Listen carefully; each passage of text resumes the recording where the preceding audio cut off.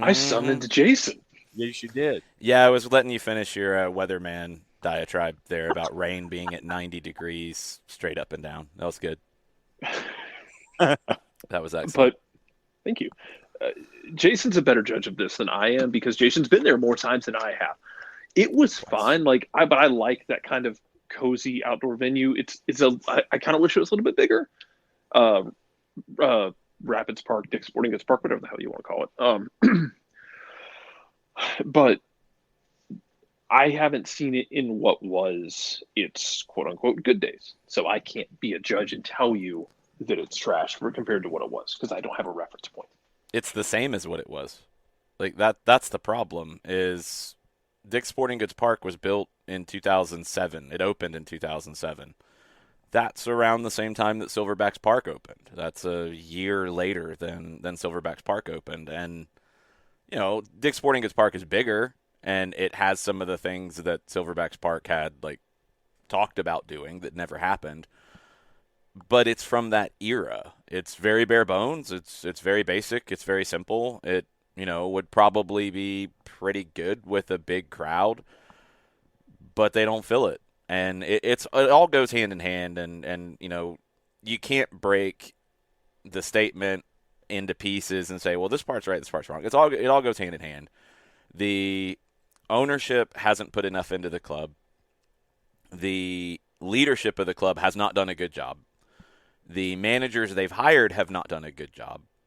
There are players who have underperformed that were brought there that have performed better in other places, and maybe they underperformed because of all the other things. I don't know.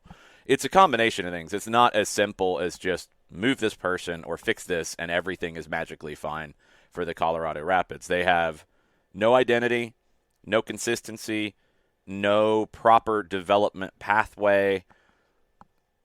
When you don't have that stuff in 2023, you're not going to be successful. And it's just what it comes down to. So you don't have to have buckets and buckets of money, but you have to have a plan. And they don't have one. And that's been their problem. I mean, maybe forever. Like, honestly, when you go all the way back, like, when I think of how the Rapids play and who they are, I can't sum that up. I can't define it. They've changed their colors consistently. They've changed their kind of their branding, like all these different aspects of what the Colorado Rapids are. And they started in 96.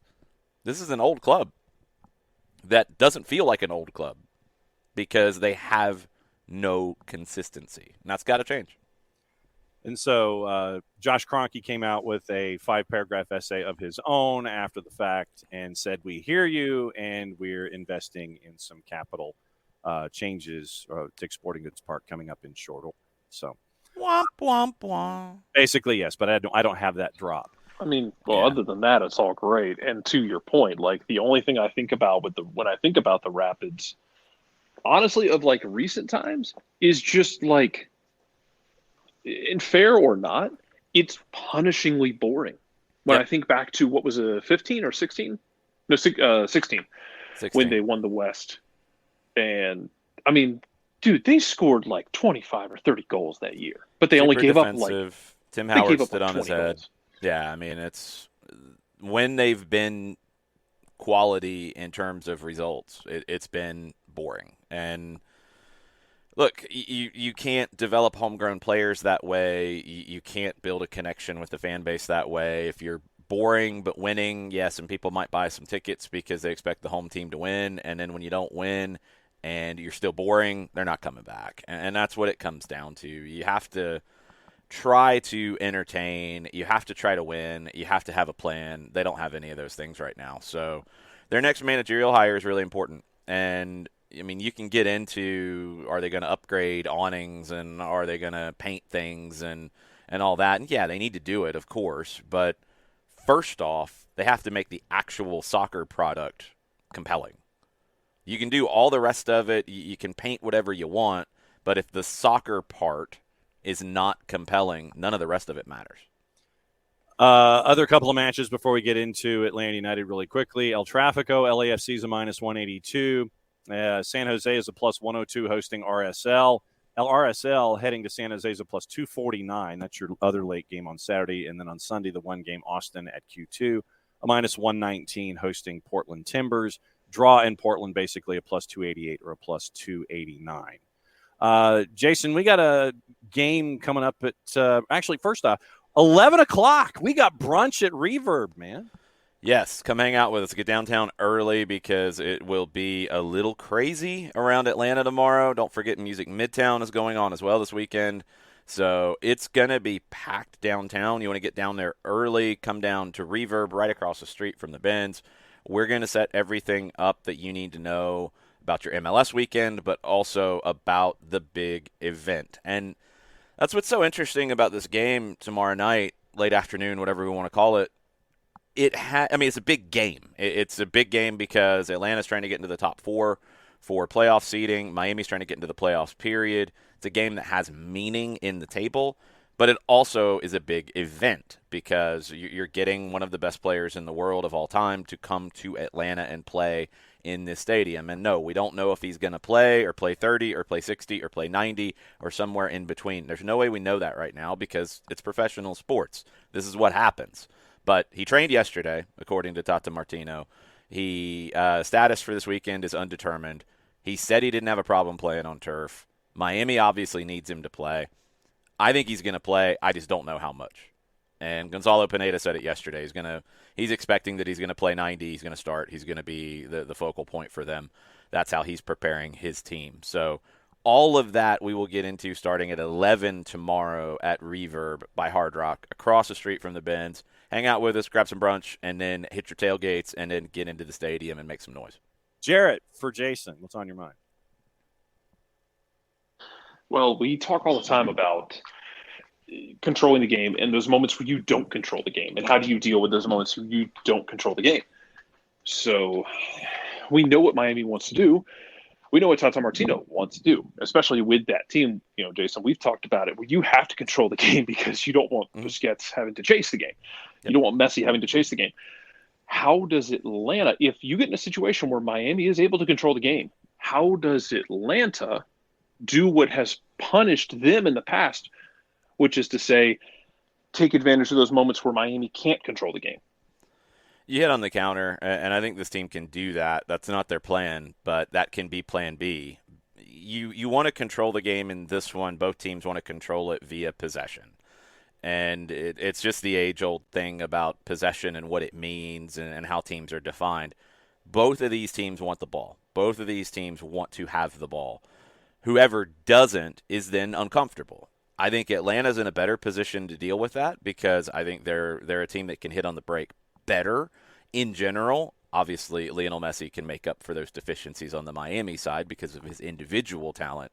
But I think the Atlanta structure lends itself, if you're under pressure and it has to turn into, a 4-3-3 going to more of a 4-4-1-1 to defend and soak up some of that pressure and then hit on the break and release Thiago Almada in space and then get Caleb Wiley and Brooks Lennon forward to create overloads on the flanks. Those are ways you can do it. I'm really curious to see how Miami is structured in this. On the road under Tata Martino, they have looked a little more like a line of 5 than a line of 4. So are they going to try to play that way, or are they going to try to get the ball and play their game? I'm curious to see that straight out of the gate. But the other side of what happens when you don't have control, it's something that I noticed in the session on Tuesday.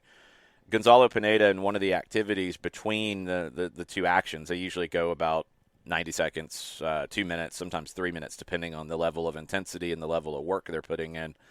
Fitness defines all that.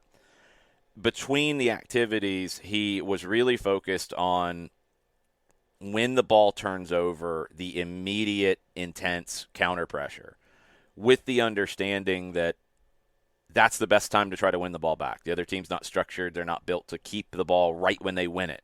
They've got to get structured. Don't let them get structured. Don't let them get comfortable on the ball. Put the pressure on. If they do, which happens, sometimes you put the pressure on, you don't win the ball back.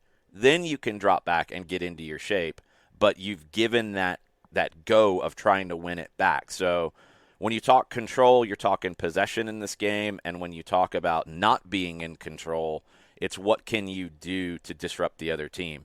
I think for Atlanta, it's that balancing act of counter pressure when the ball turns over initially, and it's 3, 5, 7, 9, 10 seconds, whatever you want it to be, and it's going to vary depending on where you are on the field and who's on the ball.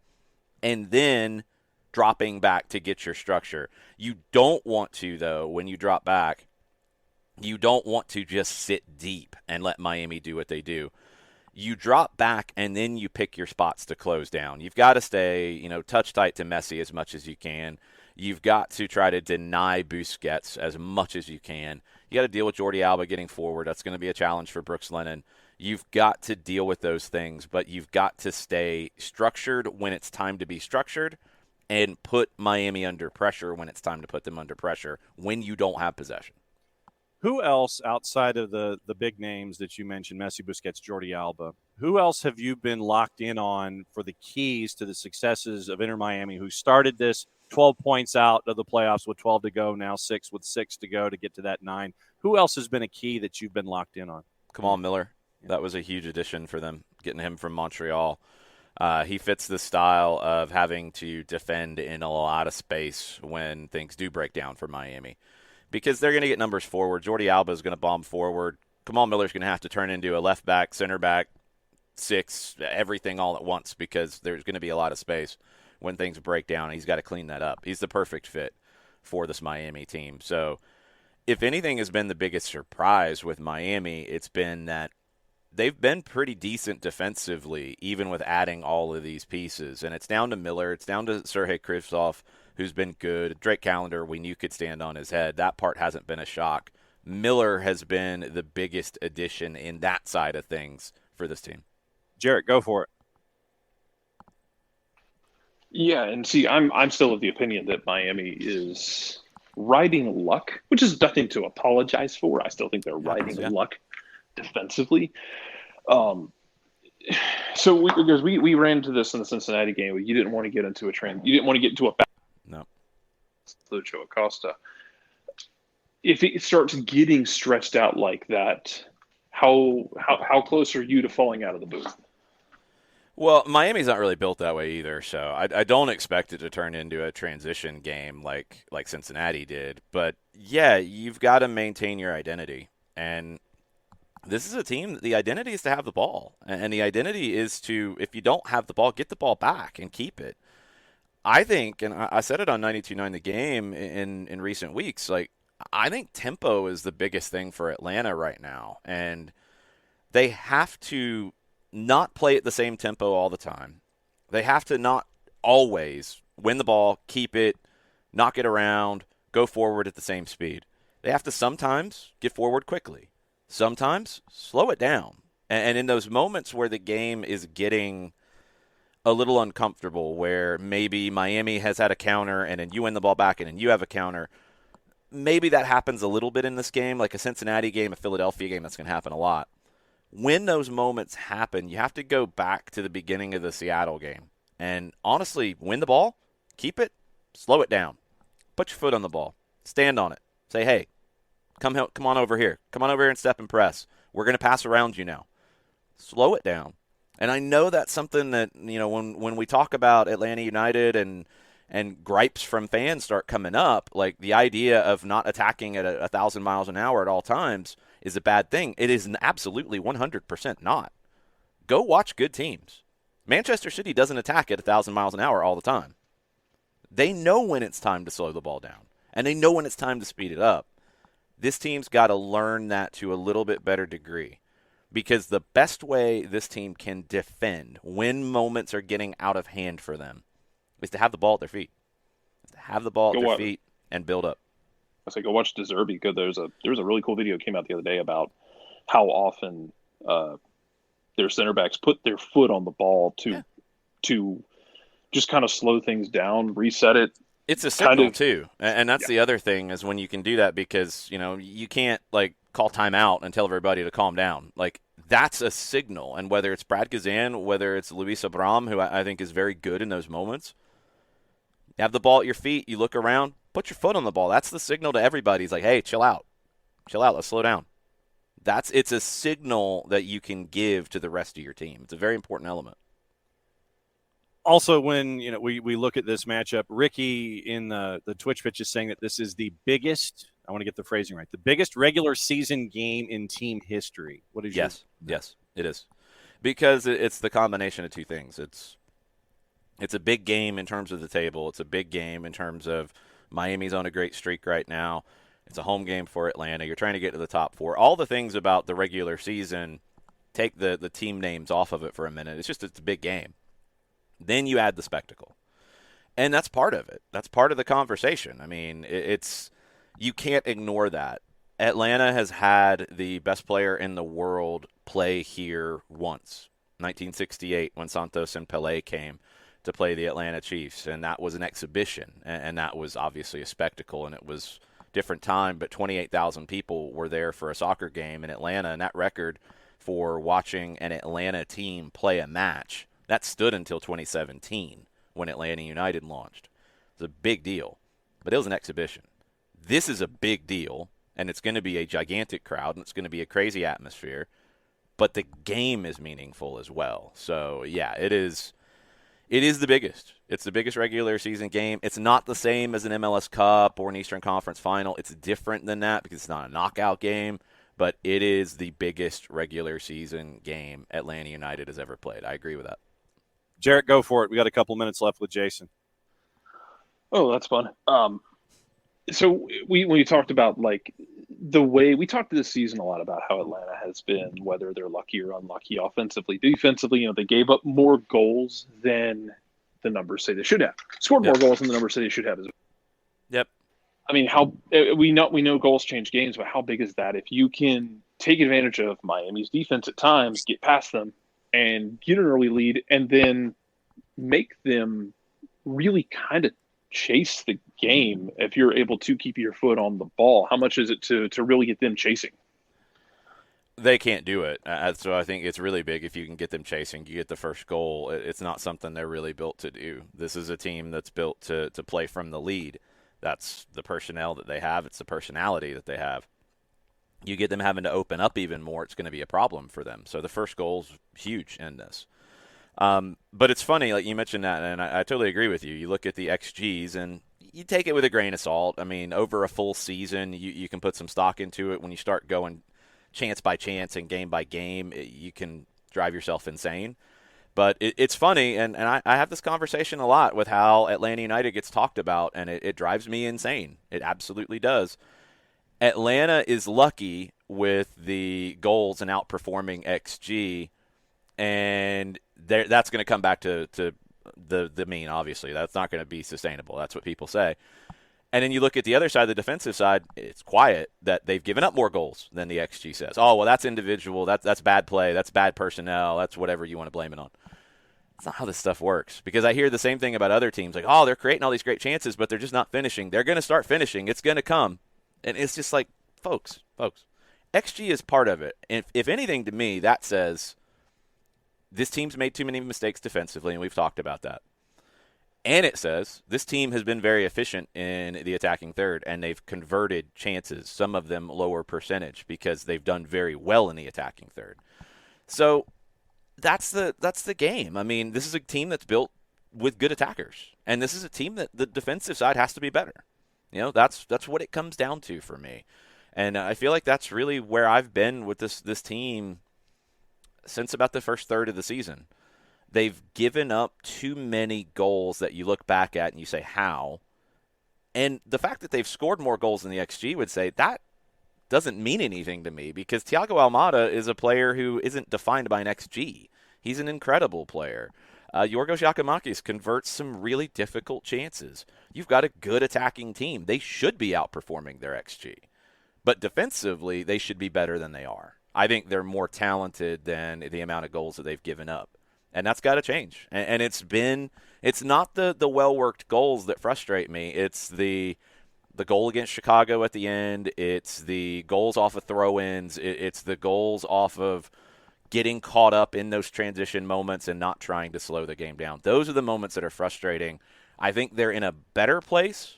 I think Luis Abram's development and getting back to his best form has really helped with that, as has Caleb Wiley and Brooks Lennon moving back to fullback. Those things have really helped, but that's got to continue to be steadier than it was for most of the season if this team's going to get to the top 4, which they should be. They should be in the top 4. They're just not right now, and that has to change. You got to win these games to get there. All right, what other things are on your mind before we go? I mean, that's the biggest stuff. I think the start to this game is huge. I don't know what the atmosphere is going to be like, and it's really hard to gauge it because, yes, there are Atlanta United fans who have sold their tickets, and I totally understand that. This is an opportunity to make a lot of money on the investment that people have had. I get that. I don't know if it's a straight line that Miami fans have bought those tickets. I don't think it's a straight line that Lionel Messi fans have bought those tickets, and I don't think it's a straight line that every fan that is going to this game because of Lionel Messi is going to root for Miami. So I don't know what the atmosphere is going to be like. I think at times it's going to be just like a big event where there's kind of a constant buzz in the stadium. It's going to be down to Atlanta United to make that buzz theirs. And that's down to the way that they play. And I think picking your spots, getting forward in the right way, getting Thiago Almada on the ball in space, getting Caleb Wiley forward, those are the things that are so important for this team. Get off to a good start, take care of business, get the crowd going and on your side in this game, and I think Atlanta United can get the win and beat Miami for the first time. Broadcast plans for you and Mike. 4:30, 92.9 The Game, and the Odyssey app and the Atlanta United app. We're also on Sirius XM FC, channel 157. We're also on Apple TV, MLS Season Pass. Once the game starts, probably that first segment of the game broadcast about 5:05 or so. That's when you can click onto it. So go to the audio options and choose the home team radio. Jason, looking forward to it. We'll catch up with you later, my friend. Adios.